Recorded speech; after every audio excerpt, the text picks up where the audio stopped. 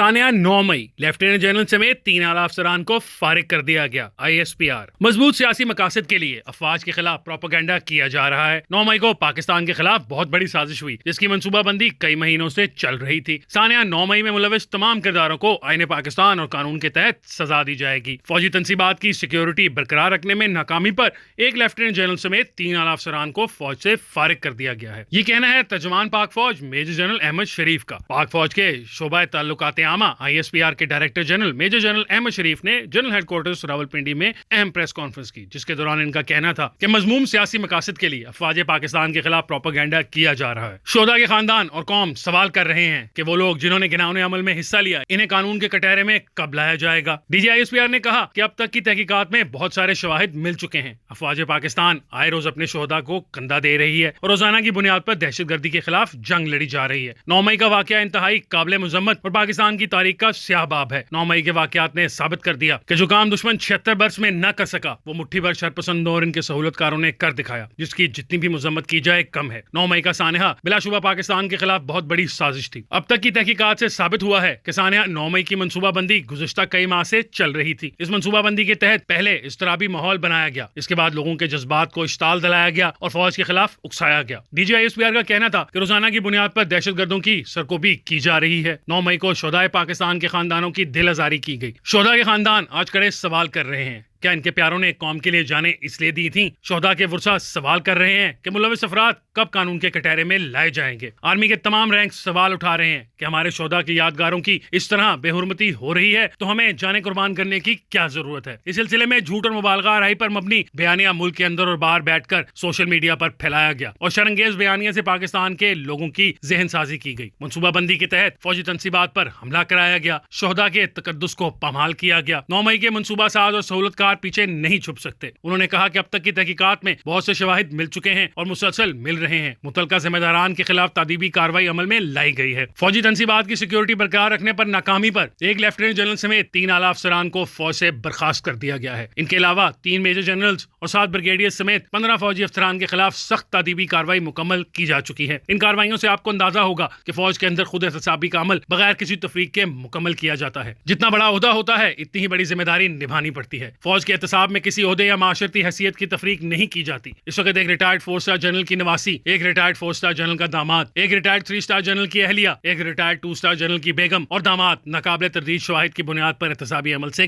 गुजर रहे हैं। अब तक 102 शरपसंदों का ट्रायल फौजी अदालतों में किया जा रहा है और ये अमल जारी है। मुल्क भर में 17 स्टैंडिंग कोर्ट्स काम कर रही हैं। सिविल कोर्ट्स ने 102 शरपसंदों के केसेस मिलिट्री कोर्ट मुंतकिल किए। तमाम मुलजमान को मुकम्मल कानूनी हकूक हासिल हैं। मुलजमान सिविल वकील करने का हक रखते हैं। इसके अलावा वो फैसलों के खिलाफ हाई कोर्ट और सुप्रीम कोर्ट में अपील दायर कर सकेंगे। 9 मई वाकयात एजेंसियों ने करवाए। ये बयानिया जहरीली सोच की अक्कासी करता है। 9 मई से पहले लोगों की फौजी क़यादत के खिलाफ जहन साजी की गई। 200 से ज्यादा मकामात पर मौजूद फौजी तनसीबात पर हमले किए गए। DG ISPR का मजीद कहना था कि आपसे सवाल करता हूँ, क्या फौज ने अपने एजेंट पहले से फैलाए हुए थे? आपसे सवाल करता हूँ कि क्या शोधा की यादगारों को अपने हाथों से जलाया गया? इंसानी हकूक की खिलाफ वर्जियों का वावेला मचाया जा रहा है। ये बयानिया रियासत पाकिस्तान के खिलाफ बनाया जाता रहा। इंसानी हकूक की खिलाफ वर्जी के बयानिए की आवाज हमेशा बाहर से आती है। मुल्क में बैठे कुछ अनासिर इस बयानिए को हवा देते हैं। पोशीदा रवाबित और पैसे के इस्तेमाल से मखसूस लोगों से बयानात दिलवाए जाते हैं। तर्जुमान पाक फौज का कहना था कि मुल्क के इस्तेहकाम के लिए अवाम, हुकूमत और फौज के दरमियान एतमाद और एहतराम का रिश्ता होता है। घिनौने बयानिए के बावजूद फौज और अवाम के रिश्ते में दुश्मन दरार न डाल सका। फौज अनगिनत कुर्बानियां दे रही है और आगे भी देती रहेगी। पाकिस्तान के अवाम को किसी भी सूरत पाक फौज से जुदा नहीं किया जा सकता।